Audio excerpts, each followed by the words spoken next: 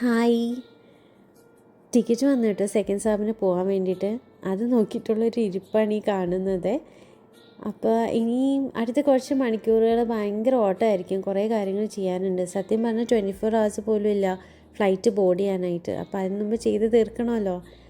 ഇനി ഇതിൽ ഫസ്റ്റ് കാര്യമാണ് മെഡിക്കൽ എടുക്കാനുള്ളത്. അപ്പോൾ ഈ മാലാജി മെഡിക്കൽ സെൻറ്റർ എന്ന് പറയുന്നത് ഇവരുടെ ഈ ഷിപ്പീസിന് ഒരു ഓത്തറൈസ്ഡ് ആയിട്ടുള്ള പ്ലേസാണ്. അപ്പോൾ അവിടെ ചെന്ന് കഴിഞ്ഞാൽ ഇവരുടെ ബ്ലഡ് ടെസ്റ്റും ECGയും അങ്ങനത്തെ കുറച്ച് കാര്യങ്ങളൊക്കെ ചെയ്തിട്ട് ഓൾ ഗുഡ് ടു ഗോ എന്നും പറഞ്ഞിട്ട് ഒരു റിപ്പോർട്ട് ഇവരുടെ കമ്പനിയിലേക്ക് അയക്കും. എന്നിട്ട് ഇവർക്ക് ജോയിൻ ചെയ്യാൻ പറ്റുള്ളൂ. പിന്നെ പോവല്ലേ, അപ്പോൾ പിന്നെ നല്ലൊരു ഊണും മീൻകറി വറുത്തതൊക്കെ കൂട്ടി കഴിച്ചു. പിന്നെ ബാങ്കിൽ പോകേണ്ട ഒരു ആവശ്യം ഉണ്ടായിരുന്നു, അത് വേഗം തീർത്തു. കുറച്ച് സാധനങ്ങളൊക്കെ വാങ്ങിച്ച് വീട്ടിൽ വന്നു. ലൈക്ക് നമ്മൾ ഷാംപൂ, സോപ്പ്, നമ്മൾ സ്ഥിരം യൂസ് ചെയ്യുന്ന സാധനങ്ങൾ നമ്മൾ കൊണ്ടുപോകണമല്ലോ. പാക്കിംഗ് ഒക്കെ വേഗം തീർന്നു.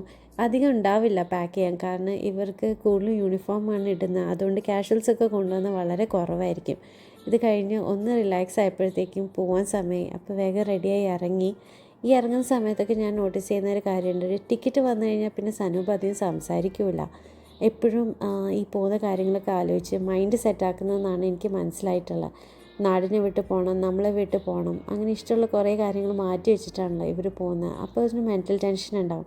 നമുക്കുണ്ട് ഈ പ്രാവശ്യം ടെൻഷൻ. ജോയിൻ ചെയ്യുന്ന കേപ്പ് ടൗണിൽ നിന്നാണെങ്കിലും എങ്ങാനും ഇനി മിഡിൽ ഈസ്റ്റിലേക്കൊക്കെ പോകേണ്ടി വരുമോ എന്നൊക്കെ ഉള്ളൊരു തോട്ടുണ്ട് മനസ്സിൽ.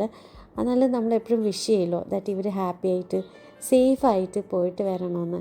പോവാതിരിക്കാൻ പറ്റില്ലല്ലോ അല്ലേ.